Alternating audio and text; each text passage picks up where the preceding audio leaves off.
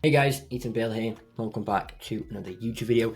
In this video, I'm going to explain to you how you can make 2.7 million a year on your Shopify store, or 225k per month, 52k per week, or about 7.5k per day. I'm going to outline the exact strategy we follow to get stores to this level. So if you are a store looking to get to that level, you can just copy this strategy. Without further ado, let's just get into the video. So guys, how to make 2.7 million a year on Shopify, or 227k per month, or 52k per week, or 7.5k per day. This is the exact step-by-step strategy.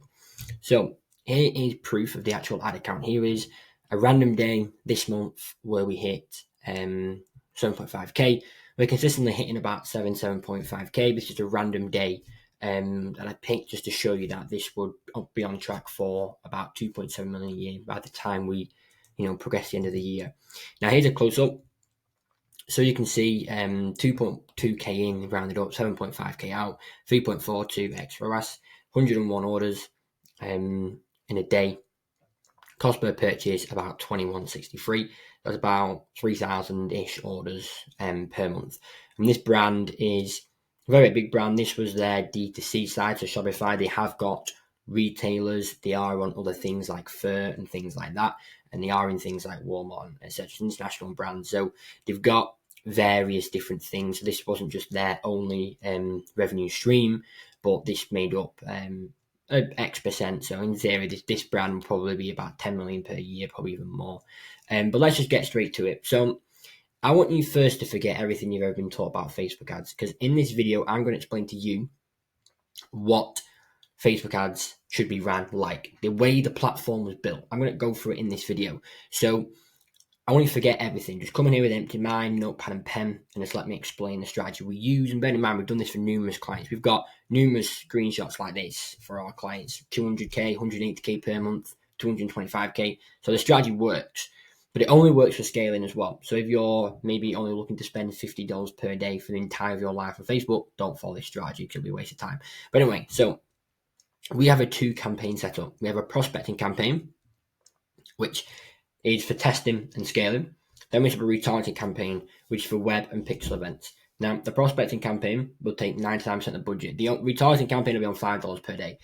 Most people say, oh, well, your prospecting campaign will automatically retarget. Personally, it does, because the frequency is always over 1. But in my opinion, from what I've seen, is that by creating a separate retargeting campaign, you end up getting more sales coming through from bottom funnel than you would without it. So this is my experience when I with the ads. If your frequency is over 1, you're automatically retargeting. But I just kind of decided to have 2 set up because it worked very well. Retargeting campaigns are like $5 per day. Prospecting campaigns like minimum $100 per day. Some rad accounts have 2k per day, 2.5k per day, etc. And everything is set to CBO, not ABO. ABO is too manual, too human input. You have to be messing around budget, things like that. CBO is the way the platform is built. So CBO is entirely reliant on Facebook, and Facebook can just go which ad set to spend on rather than you forcing spend. Because if, for example, DCT1, it has a lot of potential, but you're forcing spend to DCT2, but Facebook knows DCT1 is going to do better, but it can't use that knowledge because you're obviously just forcing spend onto DCT2. That basically affects your performance overall. So always CBO, never ABO. Now the actual targeting, everything we do is entirely on broad. Gender, age, country. To be honest, if it's a product that tends to be both genders, we just tend to do male and female, 1865 plus, and in the country, for example, US, we very rarely actually change this. If the product is like alcohol, 21 minimum, or if it's like targeting seniors, 65 plus, but really we just 1865 plus. We let Facebook decide where it wants to spend our money. Now, every creative creates his own audience. Now, people, we create interest to force it. All these big agencies use his interest, right? And I know because on one of the ad accounts we're currently working with, we're running our ads on broad, they're running their ads on interest. And they are struggling. They are struggling to get over like a 1x ROAS. Ours are like pretty like a 3x. So it's very clear that they are struggling because they are doing interest. They refuse to go to broad because they're so fixed on this interest aspect. So you ditch interest, the ad account perform better. So we do not do interest, no lookalikes, no custom audiences, no standard interest, nothing like that. Every creative creates its own audience. So the messaging will create its effectively own audience. Now, in terms of the actual testing, this is where a lot of brands let themselves down. We do 3 to 5 DCTs per week. One DCT is a dynamic creative test. Depending on the ad account newness, you may have this completely removed and flexible may be your only option, but chances are you will have, and maybe 50% of people watching this will have that toggle available on the ad set level. Just turn it on for dynamic creative test. Now, for each DCT, it's entirely its own angle. Every DCT is an entirely new angle. We don't want to be testing. We'll get into that shortly, but we don't want to be testing basically shades rather than colors. Everything is its own angle. So DCT 1, if it's like pre-workout energy drink, could be maximum energy with minimum crashes. And then another angle could be like example of someone's at the gym and they need that little bit of extra to continue working out, for example. 2 different angles. Now, each DCT is one specific format, be that static, videos, or even sometimes carousel. And one DCT is a 12 variable combination. 3 creatives, 2 copy, 2 headline, all around the same angle. The creatives will most likely have the exact same body. The only difference will be the first 3 seconds. Copy will be the same concept, just slightly different hooks to begin with, and the headline is the same. Now, this screenshot here shows you an ad, one of the kind of like inside the campaign, and you can see right now that we have ad sets labeled 45, 64, 117, 71, 161. When we do our like naming conventions, we'll number everything's in a spreadsheet. We'll number our DCT, the angle, and then the date. So 161 DCTs have been tested. Most people don't get past 10. We actually found our winning DCT by like number 21, 22. So, this is extreme, but the brands that test the most of the ads make the most money. This ad account, this brand right here could even crush 3 million this year if we continue with the scaling, maybe even 5 million. So that's because we keep testing no matter what. We find winning ads, cool, let's find more winning ads. We have 5 winners running right now, okay, let's get 6. It's that simple. So you can see here, some people give up after 10. We've done 45, we've done 161. We're on like 170 right now, just consistent testing. Sometimes we test more than 5 DCTs per week, depending entirely on our budget. Now, rules when it comes to testing. If you are running ads on less than $100 per day, it's probably wasting your time. I would suggest doing $100 per day minimum. Now, you want to ignore 99% of the metrics. I see these people over TikTok, these big agencies talking about CPM, talking about how all these brands they work with, all the ads they're running are getting really good CPC. Talk to me about CPA. I couldn't care less about CPM. Talk to me CAC. Talk to me CPA. They'll never will because they're doing crap. So ignore 99% of metrics. The main ones we track are CAC, and that's it. CAC and ROAS, depending on if it's for example, if it's a subscription, LTV style brand, or an initial purchase brand. They're the kind of 2 we focus on. Now, which ad is taking the most spend? When you turn on an ad, we review our ads every 24 hours.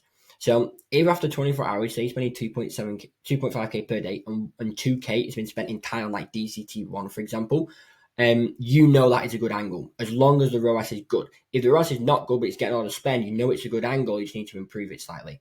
If it's getting a lot of spend and the ROAS is bad, like I said, right angle, you just want to tweak it a little bit. If it's getting a lot of spend and the ROAS is very, very good, you can start increasing spend, etc. It's all about what takes the most spend. That's what Facebook believes can do better. At the end of the day, who knows better on the platform? You, a single human, or a billion data point algorithmic machine? It comes down to that.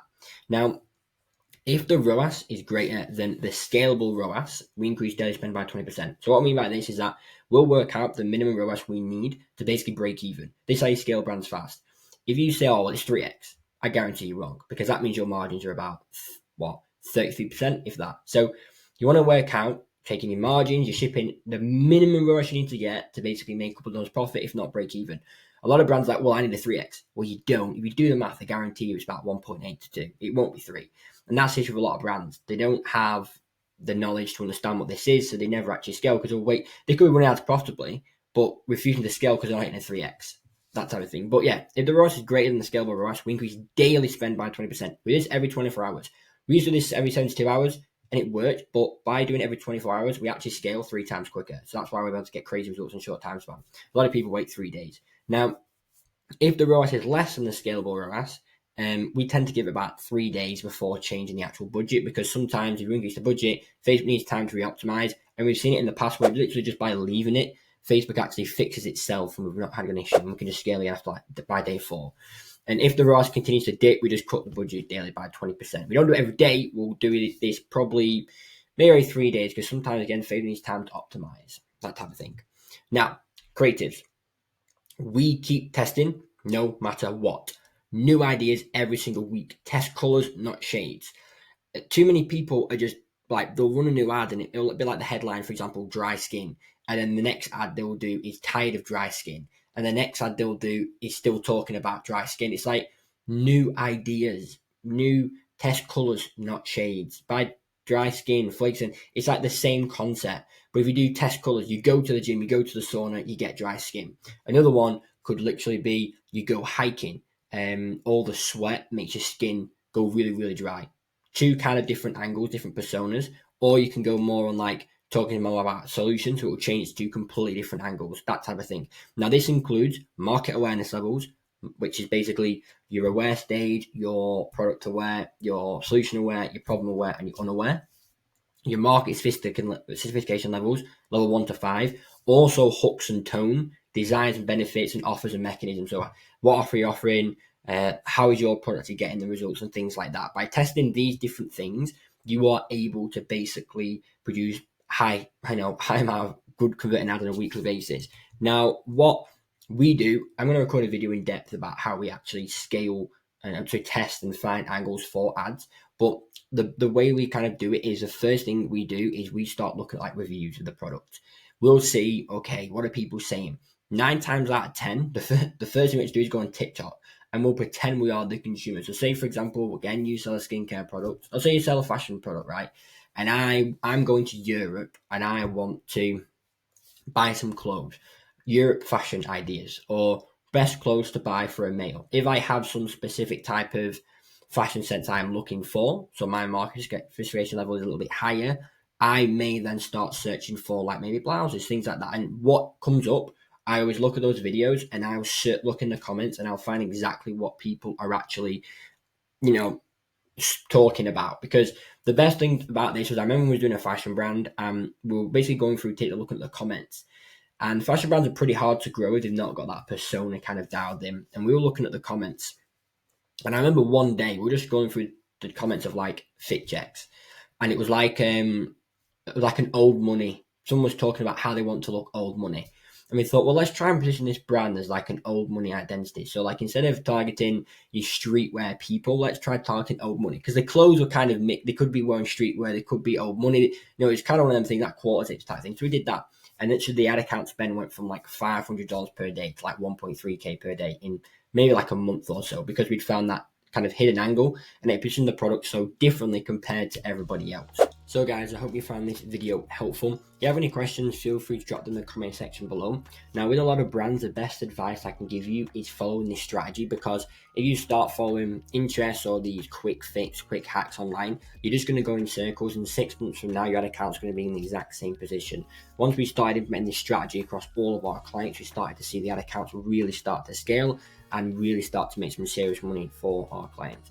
Now, like I said, any questions, drop in the comment section. Appreciate it if you guys would hit the subscribe button, hit the notification bell so you can be notified every time I post. I will be posting videos like this every single week, just either going through client results that we've currently got and how you can get them, strategies, different things that I catch up, and things that people may comment on my LinkedIn or Twitter. If you have any video ideas you want me to do or want me to walk you through anything, just put it in the comment section below and I will record a video on it. Now, if you're a DTC Shopify brand right now watching this and you are stuck between that 10 to 20, 30K per month mark and you're looking to get to the 50, 100K per month, like 200K mark, then what I want you to do is look in the description where it says how you can build my Facebook ads. Click the link there, schedule a very, very quick 10-15 minute chat with me, and we'll assess if you are a good fit to work with us. We have worked with around 145 different brands to date, and we have scaled numerous in different countries, all completely globally. So even when we want to go international, we have that knowledge to do so in the most profitable and predictable way. But that's everything. Hope you enjoyed the video, and I'll see you in the next one.